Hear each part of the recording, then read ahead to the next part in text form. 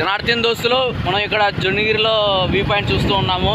ఇక్కడ వజ్రాల అన్వేషణ కోసం చాలామంది ప్రజలు ఎక్కడెక్కడి నుంచో గుంటూరు, చిత్తూరు, నెల్లూరు, వేరే వేరే డిస్ట్రిక్ట్స్ నుంచి మరియు స్టేట్స్ నుంచి కూడా ఇక్కడ రావడం జరుగుతుంది. మనం ఇక్కడ అంతా వజ్రాల అన్వేషణ చేస్తూ ఉన్నారు. మనం ఇక్కడ వ్యూ పాయింట్ చూద్దాం ఎంత బాగుందో. ఇక్కడ చాలామందికి చాలా వజ్రాలు దొరికాయనేటువంటిది మనం వింటూ ఉన్నాము రేర్గా.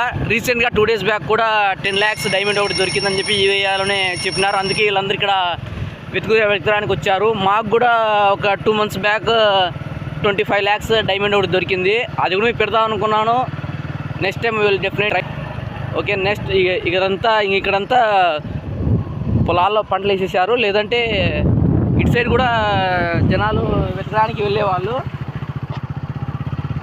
ఎక్కడెక్కడ నుంచో రావడం, ఇక్కడే నైట్ స్టే చేయడం, డైమండ్ సెర్చ్ చేయడము, దొరికిన వాళ్ళు ఇక్కడే వ్యాపారస్తులు ఏరియాలోనే అమ్మేయడము, ఏదంత కుదిర్చిన బేరానికి ఆ విధంగా చేస్తూ ఉన్నారు.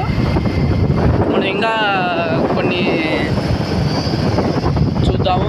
చూడండి, తిండి తిప్పలు లేక రాత్రి పగలు వాన ఎండకు ఇలా కష్టపడుతున్నారు జనాలు.